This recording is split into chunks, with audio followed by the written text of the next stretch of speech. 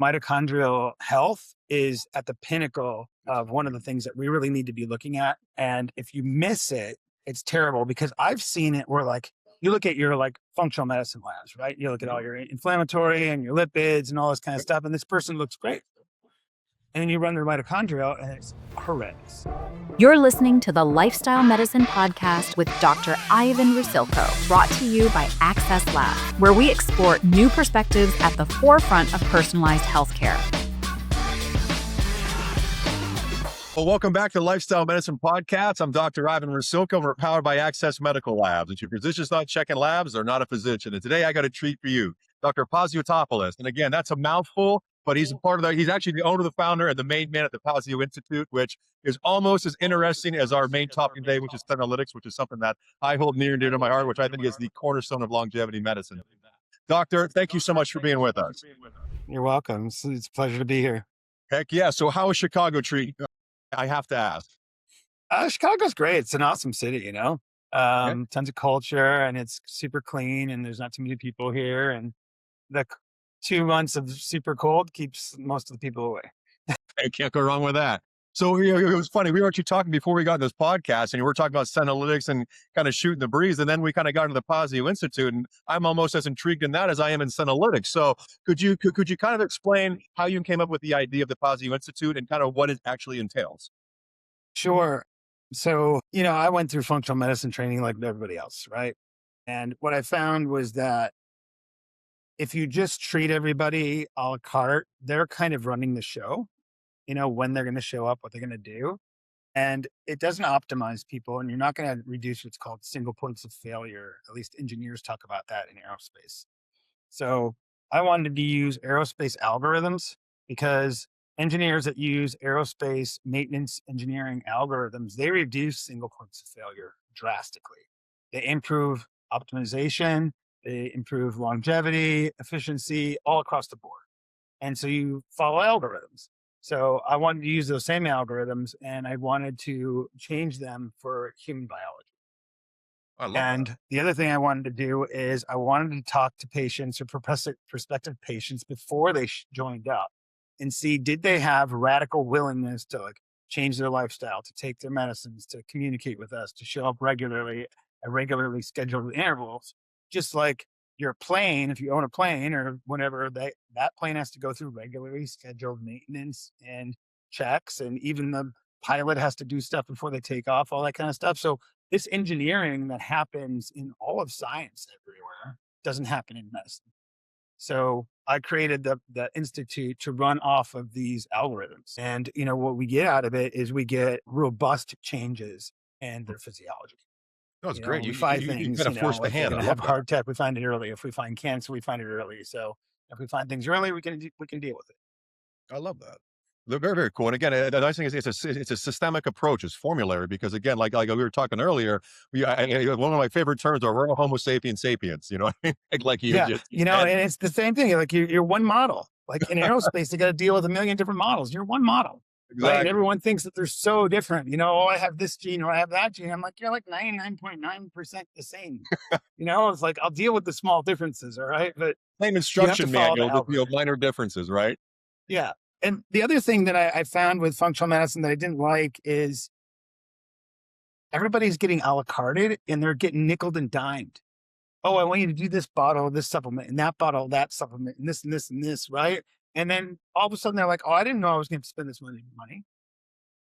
But we tell them up front, it's going to cost this much money for the year. Everything's included, right? And even with their supplements and their medications, we package all of them for them to make it super easy. And they're given at different times of the day.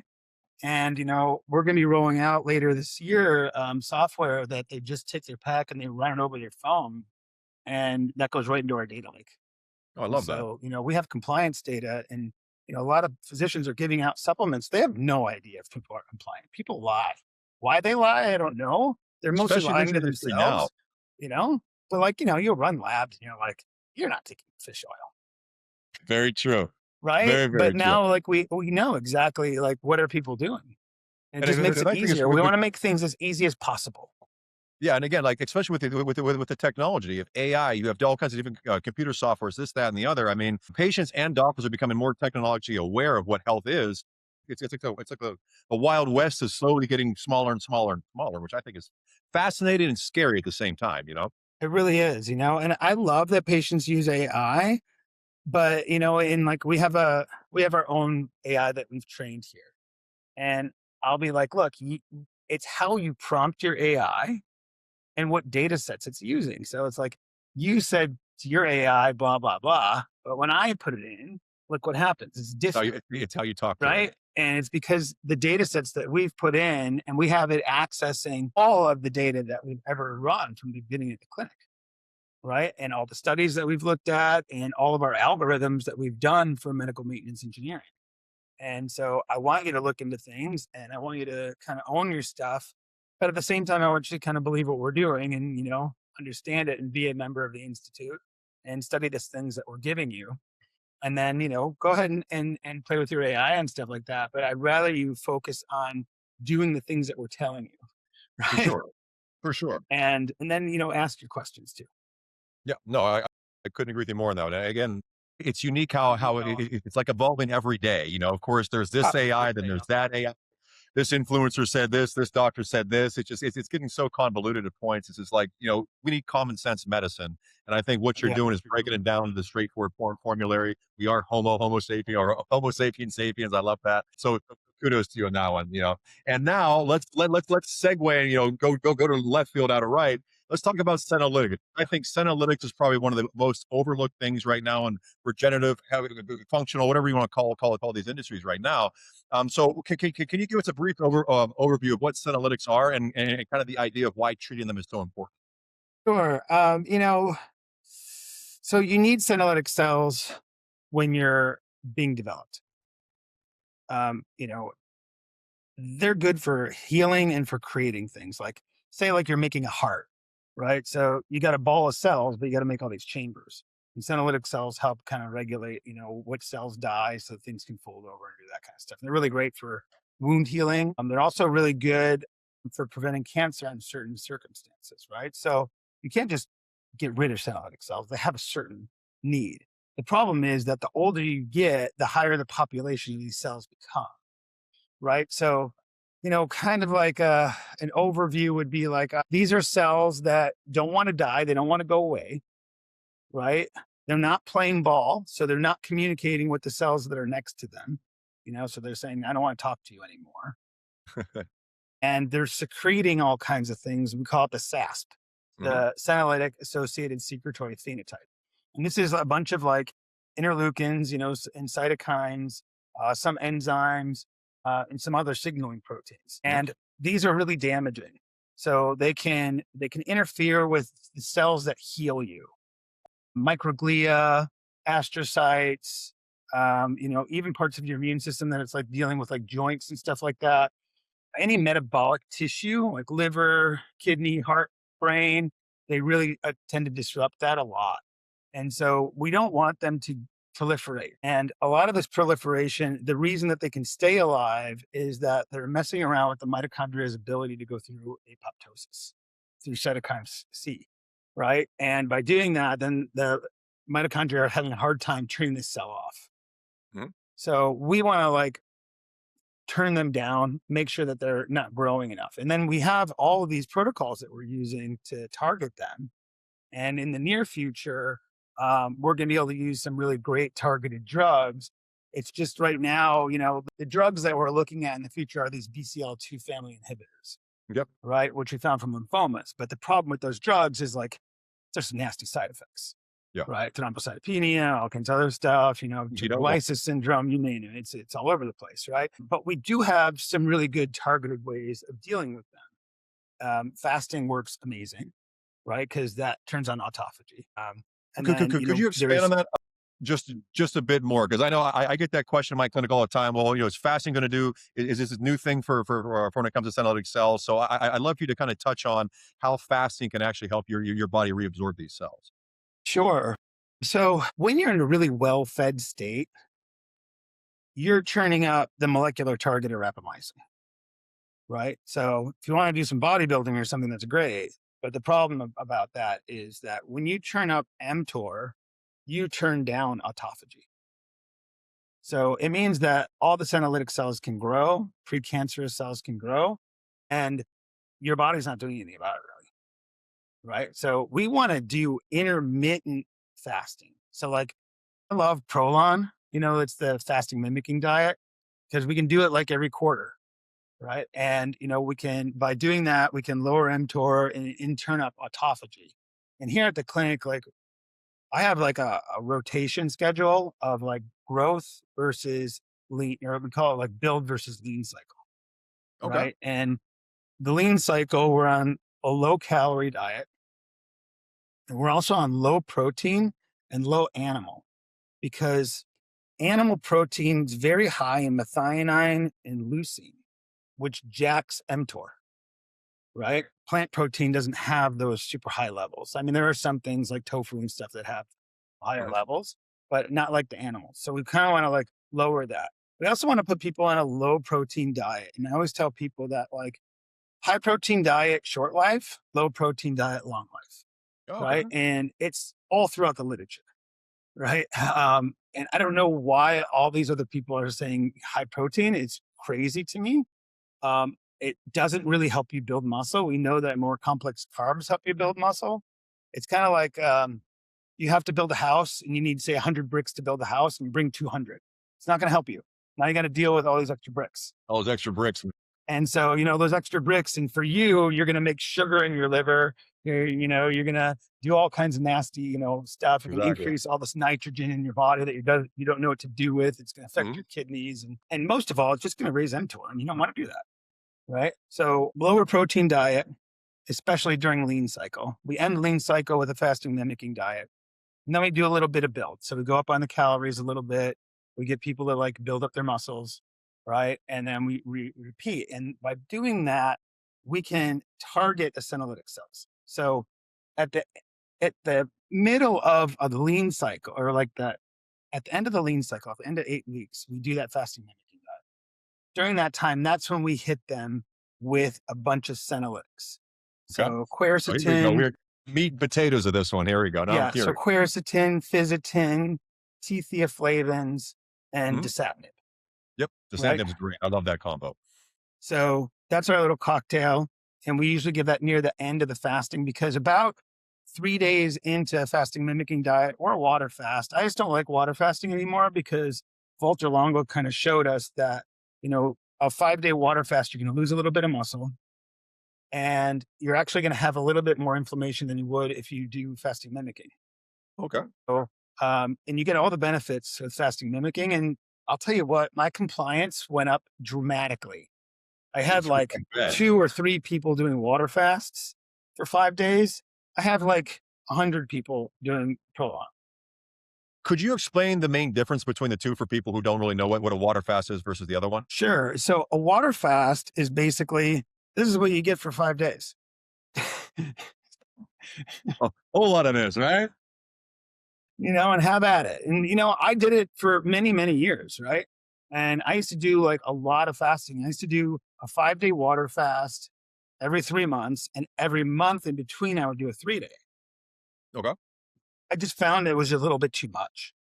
And now just in the fasting mimicking, and this came out of $50 million worth of research at Walter Longos, right? So they got a grant from the government, which I don't know how they did that. And they looked at all these different foods that could mimic this state of fasting. Okay. And you get it, I don't know, 500-600 calories a day, right? Okay. Sometimes a little bit like day 3, it's pretty much lower than that. And it's all like soups and, some of these little bars and stuff like that. And you get some glycerin to help with the muscles and stuff. And you get a little breakfast, a little lunch, a little dinner, a little snack every day, right? You get some olives and, it's pretty tasty. And now all their soups are liquid. And so you get 5 boxes, day 1, 2, 3, 4, and 5. And you just follow it and you feel great at the end. Inflammatory markers drop. Average person loses like 8 pounds. Now you think like, oh my God, that's terrible. It's not, it's water, right? Because you go through glycogen depletion. And so all the glycogen after a couple of days is gone out of your muscles. Well, what goes with the glycogen is water, That's why it's a right? carbohydrate, right? And it's just water loss, right? Yep. And so, but the average person loses almost a pound of visceral fat by the end of the fasting mimicking diet. Okay. And to me, that's like profound, It's gigantic. right? So 3 days into this diet, your body's kicked in and autophagy's running strong. And so your body's already going after these bad cells. I'm going to get these senolytic cells. I'm going to get these precancerous cells. And then you hit it with all the senolytics. And so you get this really profound effect on the body. Right after that is when we go into build cycle, because we cleaned out all the bad. So let's build up the good. And then we just repeat, rinse and repeat, rinse and repeat, rinse and repeat. Now, is there a way that you might clear too much at a specific amount of time? So there's too many cells that are leaving the system that can overload you, or is that almost impossible? I think you could only do that with really powerful drugs. I've never seen it. It's theoretical. I think it's theoretical more if we start using these BCL2 inhibitors. I think that's a real possibility. But dasatinib, there's people on dasatinib like 100 milligrams a day for like years and years and years. Yeah, right? no, We're for just sure. using it a couple times every quarter. Yeah. So it's not anything that's going to really cause. Have you issues. ever done the research on the FOXO4 DRI or no? But I haven't played with it. I think it's going to be great, once we can dial it in. Yeah, But, valid. The future, I think right? we're indirectly affecting FOXO through the whole program. Perfect. And again, I think dasatinib and quercetin, like we do a lot of the quercetin IVs here, which again are kind of focused on that. And I think it's just fantastic the way it works, plus everything else it does. Minus the actual senolytic actions of it. There's so much more that it can do as well. Sure. And then that big thing is to rotate, right? I try to rotate lots of different things because there's always these feedback mechanisms, right? Mhm. And your body's always trying to find homeostasis, even though it's not theoretically possible to get homeostasis, but like your body's always moving towards that, right? And Yeah. so if you hit something for too long, your body's going to regulate. So I love to pulse things on and pulse things Sure. off, pulse things on, pulse things off. It's the same thing with low calorie, a little bit more calories, Yeah. right? Heavier lifting, lighter Lighter. lifting, more like calisthenics and that kind of stuff. And Keep your that body body responds really guessing. well to that. Yeah, exactly. So when it comes to the actual senolytics, can you explain how they focus on the actual cell itself and not healthy cells? Yeah. So the senolytic cells are turning off that mechanism where they don't want to die.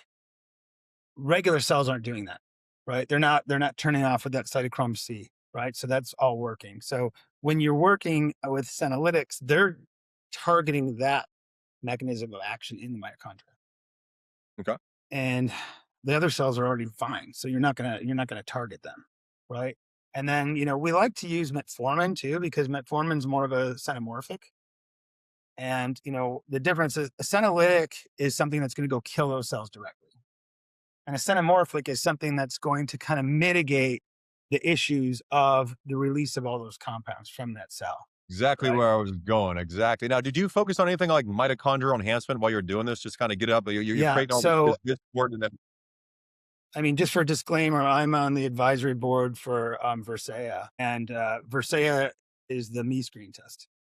So Dr. Hemal Patel created the me screen test from a grant from NASA, there we because go. before that you had to do a huge needle biopsy of your quad.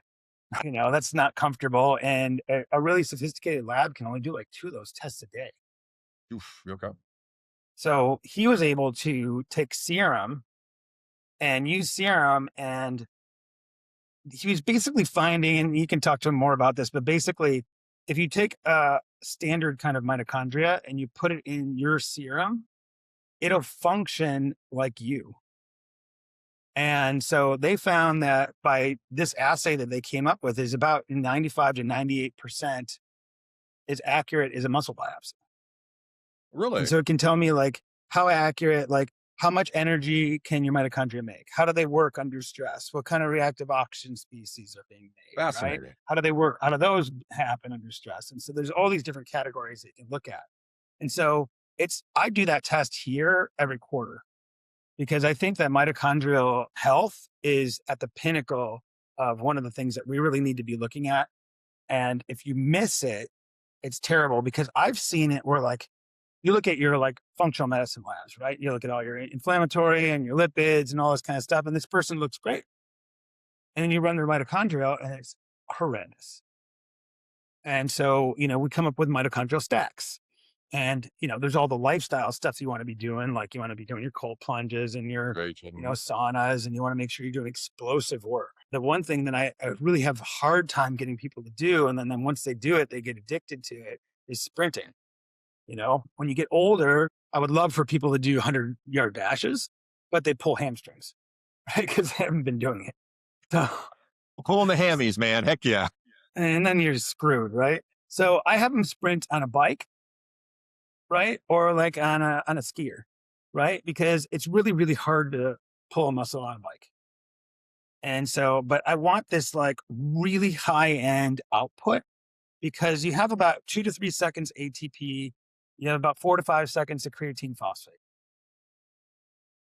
If you're not at like 100% output, you don't even tap into that, right? Your body's just using glycogen, right? And the mitochondria are like, whatever, right? But when you're at 100% output and you deplete the ATP and the creatine phosphate, mitochondria freak out. That's the stress that you need, the hermetic stress, for them to divide and to become larger and more efficient. And so I try to get people to do sprinting at least twice a week. And then I also want them to do, deadlifts, right? Just really good form and, bracing the core, the whole kind of thing. And then mitochondrial stacks, kind of like PQQ, CoQ10, carnitine, taurine, like there's a bunch of stuff. And the most important thing is working on caveolin. So the mitochondria, they need certain fatty acids. And the mitochondria just aren't sitting there talking to each other through quorum sensing. They're talking directly to the cell membrane, and they're also talking directly to the nuclear membrane. So they're kind of coordinating everything. But if they don't have the right fatty acids for the cell membranes and and caveolin, they can't communicate. And so, we also make sure that they have enough like phosphatidylcholine and phosphatidylserine, right? And so that you can build these things up. And so that's all in their supplement packs. And we also tell them what dietary sources are good for that. And it's really awesome because once you start doing all this stuff, you notice that meter go way up and their mitochondrial score goes super high. And now I know, okay, you're doing well. And from an engineering perspective, I have a lot of engineering friends. I probably would have been an engineer if I didn't become a doctor. There's a saying, it's like, give me enough energy and I can fix anything. Very true. And again, that's Right? what doing Senolytics therapies. You kind of have to do these in tandem in a way. You know what I mean? Right. And so your mitochondria are making all your energy. And so if your mitochondria aren't functioning well, think about it like a factory. Like, okay, if all of a sudden I have 1/3 of the amount of energy that I need, I'm going to have to shut certain machines down. Right. And maybe we're going to have to like make it warmer because I can't run the air conditioning now. And now, and I can't afford to have these other people working. And, this is a big problem because the older you get, the more damage is happening. Right. So you actually need more energy the older you get, but the older you get, the less energy you have available. Mhm. So it's one of the reasons that the older you get, the faster you get old. What a conundrum. Now, when it comes to, are you dabbling in anything like when it comes to the actual mitochondria things like MOTS-c, humanin, SS31? Yeah. So I've done a bunch of them. ER? We used to use a lot of those peptides even before like the FDA shut everything down. Uh-huh. And they're mild. I wish that they were robust.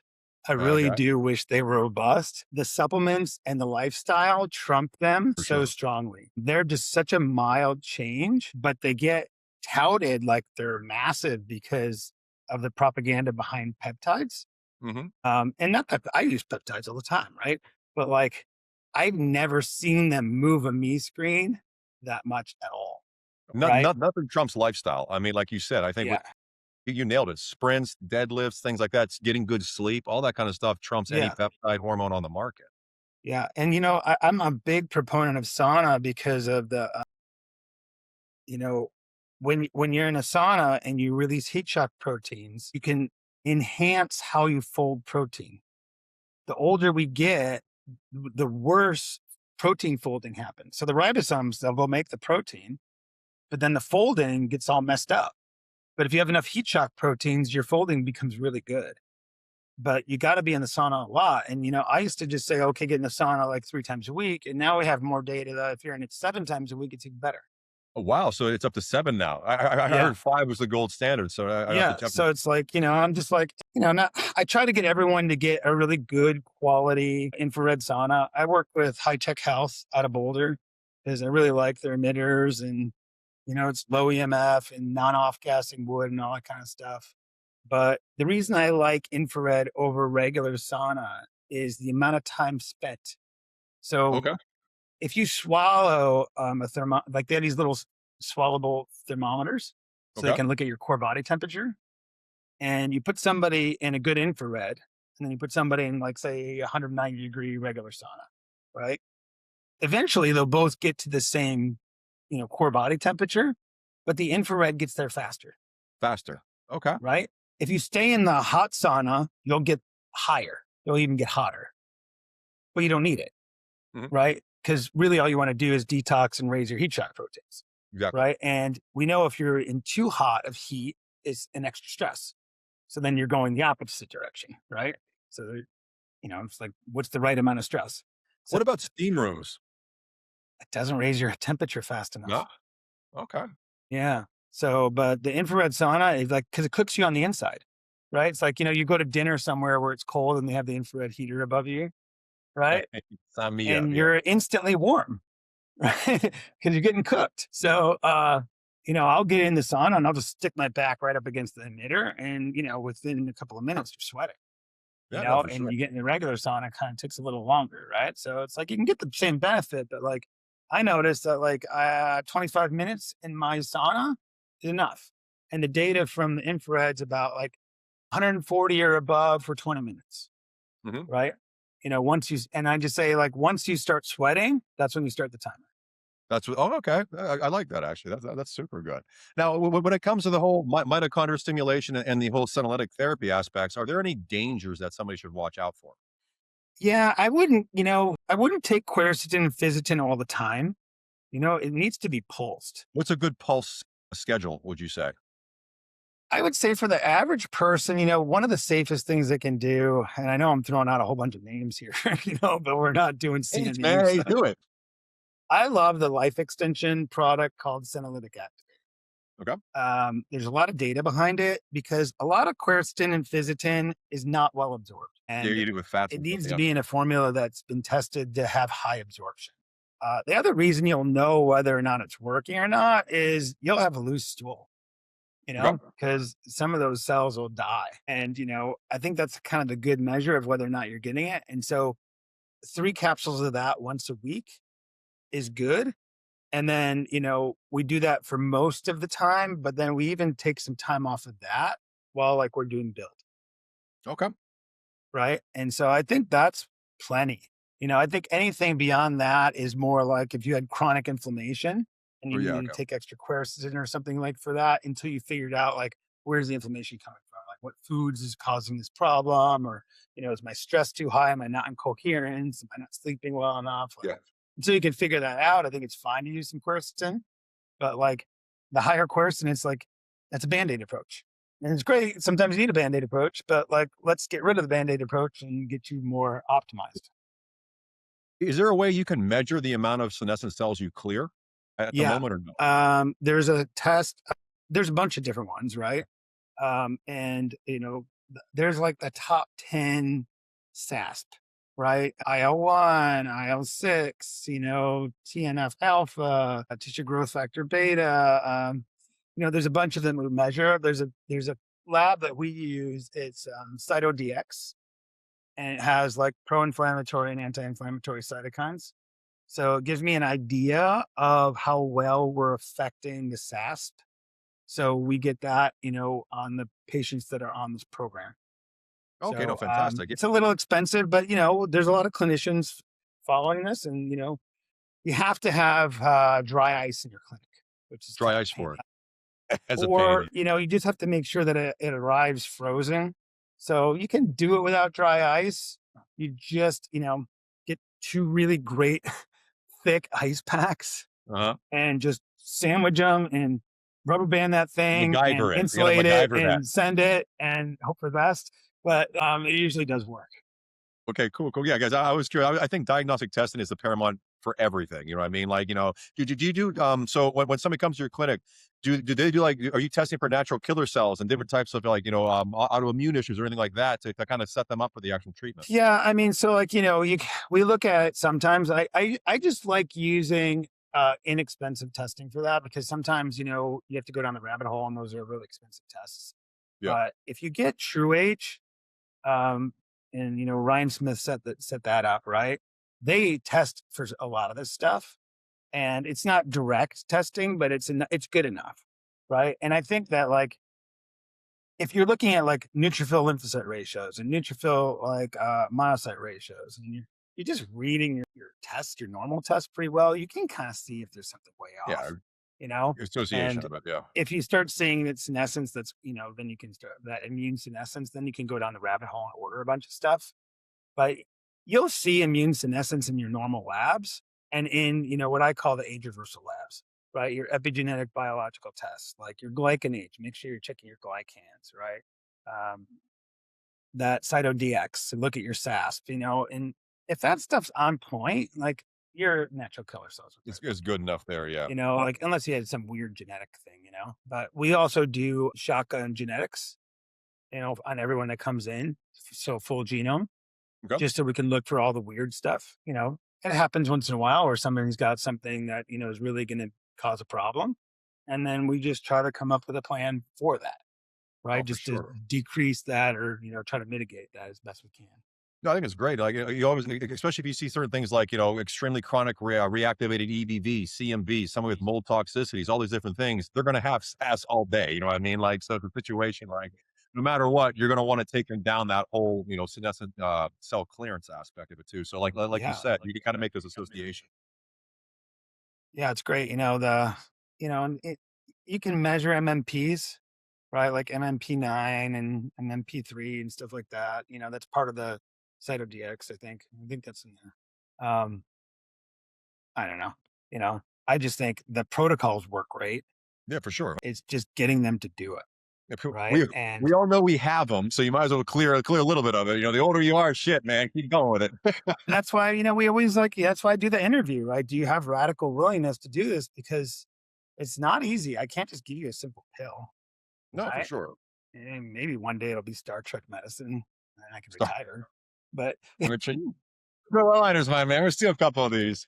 we I'm still got a curious. ways to Now go. that we're actually coming to the end here. I always like to ask everybody who's on here two questions for it. And again, one's a unique one, one's a basic one. So the first one is if you're a physician who's looking to get into something like this, or actually you'll come to your institute and you're coming out of the whole traditional medicine box, what are some things you want to look at when it comes to jumping into this industry? Like, what are some good places to learn or some good ideologies to take into building a practice?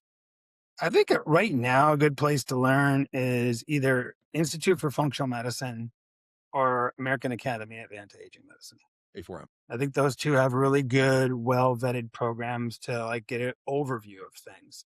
Mhm. The issue I have with those is they regurgitate all this information to you and they don't tell you what to do, It's like Wild Wood. right? Go out and figure it out. Yeah. And so the project that I have going on right now is called the Institute for Medical Maintenance Engineering, IMME. And they can go on the website and look at IMME. And within a year from now, we're going to have a physician training. So we're going to train physicians to be medical maintenance engineers. And we're also going to be giving them everything that they need. So say I'm a physician and I want to start something. Now I have to be a business owner and I'm going to have supplement stock. And then I have to connect with all these pharmacies and it's a big pain. Yep. So what we're going to do is we're going to give them all the algorithms that I've built out. And we're going to give them all the software. So their patients have the app and all that kind of stuff. And then all they do is they just fill out a sheet, basically like what supplements does this person get? What medicines does this person get? And then, what hormones do they get? And everything's fulfilled for them. Love that. And all the other training we just give them. So It's the future, eh? that's going It's to a happen consolidation soon. of knowledge, which I think is Yeah, good because right now, like I always tell people, we're in the middle of the wild, wild west and one of the biggest markets on earth right now. And there's so much mis and disinformation, it's bananas. And you have people who aren't even physicians dictating like law here. You know what I mean? Like if I hear one more influencer tell me about a peptide, I'm gonna go crazy here. So it's I terrible. definitely love that angle. I really do. Yeah. So, and I've got about 12 people on the scientific advisory board. Hemel Patel's on there. We even Aubrey de Grey's on there. So we got some really great people on there. Tahar Swadhan that most people know, she's on there. So, it's not just like, oh, what does Alex say? You For know, sure. so this is all vetted out, and we have it. We have the algorithms, looked at by everyone, scientific community. A lot of these people are, tenured physicians or they're, PhDs with, tons of work. So it's been looked at by a lot of people. We have a huge data lake. We have an AI on top of that data lake, and everything's integrated. I love So that. I just think that, a physician coming through the program, they're going to be like, oh, wow, this is great. And it's just not, somebody regurgitating something for functional medicine that's been regurgitated for 20 years. Exactly. No, yeah, you couldn't be more right on that one. So the second question is, let's kind of flip the script. If you're a patient looking to come into this industry from traditional medicine, what are you going to sit there and basically tell them like this is what you should be looking for in your doctor, in your clinic, or basically if you want to figure out how to really conquer this market and your health, this is what you should find in a functional medicine doctor. Yeah, I would say, ask your doctor, like, okay, and, go on chat and just ask chat or Grok or something to give you a little list, right? And just say, what are the top 10 ways that people die, right? And show, how are you going to prevent these things from happening to me, right? How are you going to look to see if this is going to happen to me in the next few years?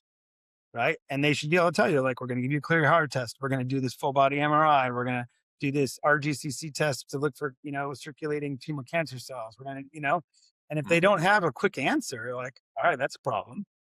How are you going to optimize my hormones? Right. And, one of the things that, and nothing against the people that are using injectable testosterone, but the data on injectable testosterone versus the pellets, as far as cardioprotection is concerned, it's kind of lacking, right? And the other thing is, like, it's highly dependent on people doing what you tell them, right? The And hardest thing to do. Hardest thing which to is do in this difficult, industry. right? But like when you're placing a testosterone pellet, like one, you can give a fraction of the amount of testosterone over 13 weeks in a pellet than you can in an injection, right? So that's less metabolized testosterone, which is good. We don't want a ton of metabolized testosterone. We also don't want to inhibit the feedback loop between your brain and your testes as much, For you sure. know? So if I can give you less testosterone in a pellet and a greater outcome, that's great. Now, and there's people doing like estrogen pellets, and I'm not so much against that, but like the problem with that is there's only E2 pellets, there's not E3 pellets. And so you can't do that E2 to E3 balance Sure, yeah. for cancer protection. And God forbid somebody gets breast cancer or something like that, you're not getting that pellet out, No, for sure. That's what I'm saying. Yeah, there's no going back on that one. right? And the other thing is like, I give hormone cream. So I'll do my estrogen, I'll do E2, E3, and I'll do progesterone in a cream. And I'll have them put it on their face and their neck. And we have a Visia analysis here. And within 6 months, their skin age drops dramatically. And their collagen production goes up and their elastin production goes up. And it's amazing. And if you have an estrogen pellet, it can happen. Yeah, true. Very true. On that one. I like that. Again, like, I've really enjoyed talking to you today because not only do you have, what's going on, you're helping to empower physicians, which is great, which is going to increase efficacy across the board, but at least you're given information that's actually usable and certifiable, I guess you could say, which is what I like. So for all the physicians and everybody are listening here, where can they find more information about your institute and about kind of everything you have going on? They can, I have a ton of lectures on YouTube, and they can go to our web, they can go to pazioinstitute.com, and there's like a list of videos there. I'm always speaking somewhere. So that's great. And there's tons of really good podcasts that I've done. Um, so they can do that. There's some information there. They can go on the Institute for Medical Maintenance Engineering website.